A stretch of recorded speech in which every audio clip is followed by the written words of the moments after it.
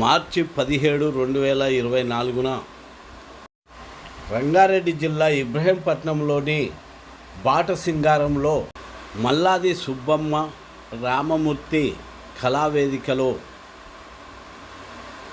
భారత నాస్తిక సంఘం వ్యవస్థాపక అధ్యక్షులు జయగోపాల్ గారి మొదటి వర్ధంతి సభ నిర్వహించడం జరిగినది. ఈ సభ నిర్వాహకులు మానవ వికాస వేదిక ఆధ్వర్యంలో ఈ సభ జరిగినది. ఈ సభలో వక్తలు మాట్లాడుతూ జయగోపాల్ గారు సైన్స్ పైన ప్రపంచంలోని మేధావుల్లో ఒకరిగా వెలుగొందారంటూ కొనియాడారు. వారి మాటల్లోనే మనం ఇప్పుడు విందాం. ఆయన పెద్ద చదవకపోయినా కూడా అవగాహన కలిగి ఉండి ఉద్యమం పట్ల అవగాహన కలిగి అంతకుముందు ఉన్నటువంటి ఉద్యమకారుల ద్వారా గ్రహించి మారుమూల గ్రామంలో కూడా హేతువాదం పట్ల దృఢ సంకల్పం కలిగినటువంటి వ్యక్తి చివరికట్టు మన మానవ వికాస వేదిక ప్రధాన కార్యదర్శిగా పనిచేస్తూ అనారోగ్యం కారణం వల్ల మరణించినటువంటి యాకోబ్ గారు ఈ ముగ్గురి యొక్క మరణాలు మనకి దాదాపు ఒక 1 month పరిధిలోనే జరిగింది. అటువంటి వాళ్ళని మనం స్మరించుకోవడం అనేది మన బాధ్యత కూడా. ఎందుకంటే వాళ్ళు మనకి మార్గదర్శకులు, స్ఫూర్తి అని చెప్పాలి. వాస్తవానికి కీర్తి శేషులని ప్రతి ఒక్కరికి తగ్గిస్తాం, అందరికీ కీర్తి శేషులని రాస్తాం, స్మరించిన ప్రతి ఒక్కరికి. నా దృష్టిలో అది తప్పు. ప్రతి ఒక్కరు కీర్తి శేషులు కాదు. కీర్తి అంటే కొత్తగా ఏదైనా ఒకటి తన జీవిత రొటీన్లో ఉన్నటువంటి దానికి భిన్నంగా ఉన్నటువంటి దాన్ని తన జీవన దానంగా పెట్టుకొని దాన్ని సమాజ హితం కోసం, మానవ హితం కోసం, ఇతరుల కోసం పాటుపడుతూ పనిచేస్తే అలాంటి దాన్ని మనం కీర్తిగా తీసుకొని అతను లేడు, శేషము కీర్తి మాత్రమే మిగిలిందని చెప్పుకోబడేటువంటి వ్యక్తులు మాత్రమే కీర్తి చేశాను. అది గాంధీ మిగిల్చారు. వాళ్ళు వెళుతూ మనల్ని మిగిల్చారు అని నేను అనుకుంటున్నాను. ఉద్యమాలు అనేక రకాలు జరుగుతున్నాయి. బహుజన ఉద్యమాలు కానివ్వండి, హక్కుల ఉద్యమాలు కానివ్వండి, స్త్రీ ఉద్యమాలు కానివ్వండి. అయితే అన్నిటికంటే రాజ్యహింస ఎదుర్కొనేటువంటి పరిస్థితులు చాలా భయంకరంగా ఉంటున్నాయి. అందులోనూ మత రాజకీయాలు రాబోతున్నాయి. మత రాజకీయాలు తరుముకొస్తున్నాయని ఒకసారి ఆలోచిస్తే రేపటి సమాజానికి మనం ఏం అందించగలము అని ఒక బాధ మాత్రం మిగులుతారు. ఈ మిగిలే క్రమంలో మనం కొద్దిమంది అయినా ఇక్కడ అందరూ ఉద్యమకారులే.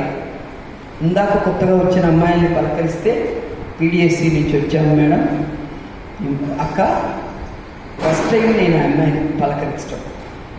ఒక్క మాటలోనే వాళ్ళ ఉద్యమ రూపం మనకు అర్థమవుతుంది. కాబట్టి వాళ్ళకు కూడా ఆహ్వానం అమ్మ. అయితే ఇక్కడ నేను చెప్పిన మాటనే కవితలో నేను ఈ పుస్తకం రాశాను, ఉద్యమాల చౌరస్తా అనే పుస్తకం రాశాను. దాంట్లో నుంచి ఒక కవితని మీకు వినిపిస్తాను. మతాలు కాటేస్తున్నాయి, మతాలు మానవత్వాన్ని మింగేస్తున్నాయి. మతాలు కాటేస్తున్నాయి, మతాలు మానవత్వాన్ని మింగేస్తున్నాయి. అమాయకత్వాన్ని కబళించి నమిలేస్తున్నాయి, జీవితాన్ని ధ్వంసం చేస్తున్నాయి. ఇప్పుడు మనం ఈ మాటలు నేను ఏదైతే అంటున్నానో అవి అందరిలోనూ చూస్తుంటాం. మనం ఏం అక్కర్లేదు, ఒక బింది నీళ్ళ కోసం వెళ్ళి ఒక స్లమ్లో వెళ్ళి నిలబడితే చాలు. అనేక స్లమ్స్ని చూశాను నేను, అనేక స్లమ్స్లో ఇవన్నీ కనపడ్డాయి. అమాయకత్వాన్ని కబళించి నమిలేస్తున్నాయి. వాళ్ళకు పాపం ఏమీ తెలియదు, ఓటేస్తుంది తప్ప. ఆ మనుషులకి మరి మతాలు మింగేయటమేగా. ఇప్పుడే మన భాస్కర్ గారు చెప్పారు, ఒక మనిషి పుట్టినా చచ్చిపోయినా ఏ ఏ సంప్రదాయాలు మన వెంట పడుతుంటాయి, వెంటాడుతుంటాయి అని చెప్పి. మనువాదం మానవ మృగమై మానవత్వాన్ని మంటగలుగుతోంది. మత పెద్దలని చెప్పుకుంటూ జీవితాన్ని కాటేస్తుంటే మత పెద్దలని చెప్పుకునే వాళ్ళే ఎవరైతే గుళ్ళల్లోకి బళ్ళల్లోకి వెళ్ళి అమ్మాయిల్ని ఏ రకంగా కాటేస్తున్నారో మనకి చూస్తున్నాం. సగం చచ్చి బ్రతుకులు ఈడుస్తున్నాం. వావి వరుసలు ఎరిగిన వీధి కుక్కల్లా వనితలు వలువులు వరిచి విసిరేసి చిందు వేసే కర్కశ రాక్షసుల్ని చెండాడే రోజు ఎప్పుడొస్తాయని మనం చూసాం. కాశ్మీర్లో ఏం జరిగిందో మనకు తెలుసు. అమ్మాయి గుళ్ళోకి వెళ్తే గుళ్ళో పూజారి ఆ అమ్మాయిని పాడు చేసి చంపేశాడు. ఇది రాసిన రోజులు. అది బండ బ్రతుకులతో భారతావాన్ని బ్రతకలేక, భారతావాన్ని అంతా అలాగే ఉంది. బండ బ్రతుకులే కదా ఇవి.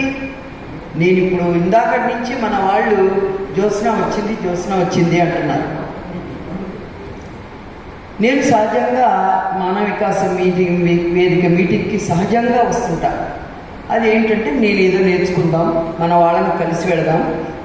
నేను ఈ సంఘంలో మెంబర్ని మాత్రమే. మా ఇప్పుడు వస్తూ కూడా 2-3 కొల్లేరు సంఘం వాళ్ళని కూడా రమ్మని కలుస్తాం అని చెప్పి. అయితే నేనేమంటున్నానంటే ప్రతినిత్యము ఏదో రూపంగా వెంటాడుతుంటే మతాలు పెంచి పోషించినటువంటి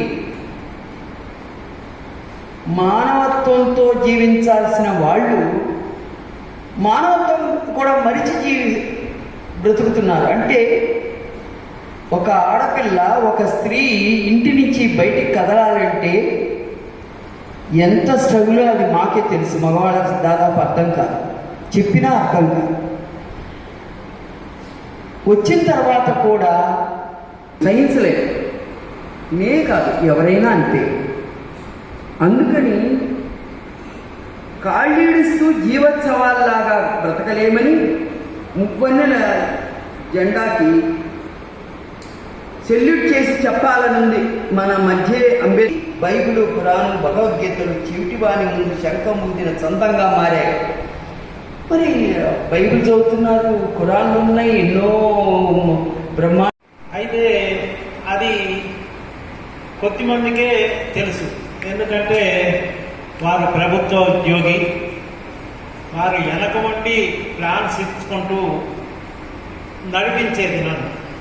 ఇంకా మిగతా మిత్రుడు కూడా సార్ చెప్పినట్టు జార్జి గారు ప్రభుత్వ ఉపాధ్యాయుడు, స్వామిదాస్ గారు బ్యాంకు ఉద్యోగి, వీళ్ళంతా వారి పరిధిలో ఉండేది. కానీ విస్తృతంగా చాలా లోతుగా ఆలోచన చేస్తుండేది. నేను ఏ యొక్క ప్రభుత్వ సర్వెంట్ను కాదు కాబట్టి నన్ను ముందుంచేది, నేనే ముందుగా ఉరుకుతునేది, వాళ్ళు నన్ను ఉరికిస్తునేది. అది ఒక మొక్కలో చెప్పాలంటే అది ఎంతవరకు అంటే గ్రామాలలో నేను మ్యాజిక్ ప్రదర్శనలు ఇస్తుంటే అప్పట్లో 40 సంవత్సరాల క్రితం నాకు సహాయకులుగా అసిస్టెంట్గా యాకూబ్ సార్ ఉండేది. నేను మ్యాజిషియన్ ప్రదర్శనలు ఇచ్చేటప్పుడు దాదాపు ఈ విషయం కూడా ఎవరికి తెలియదు. ఒకసారి మహాసభలు ఫస్ట్ బాణాస జిల్లా మహాసభలు నిర్వహించేటప్పుడు శ్రీరామూర్తి గారు రాలేదు. వారికి ఇచ్చిన సబ్జెక్టు గతితార్కిక చారిత్రక భౌతికవాదం.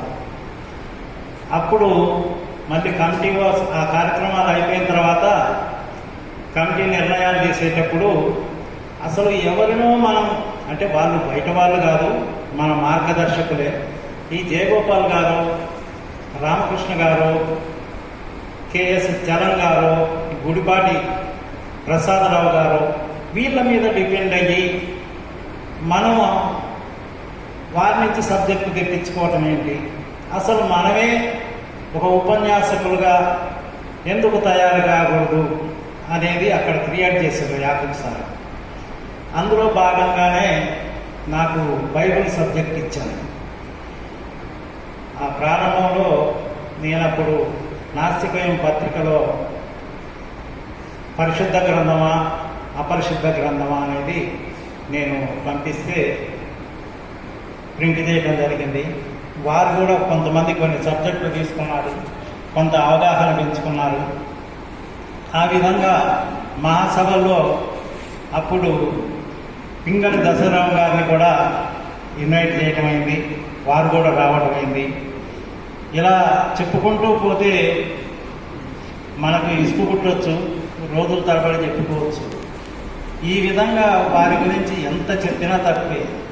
అప్పటి నుంచి చివరి వరకు కూడా గ్రంథాలయాలకి, ఉమ్మడి నల్లగొండ జిల్లా గ్రంథాలయాలకి వారు చందాలు పంపించడం కానీ, స్వేచ్ఛాలోచన పత్రికలు పంపించడానికి వారి అబ్బాయి రవీంద్రనాథ్ ఠాగూర్ తోటి కూడా చందాలు కట్టించడం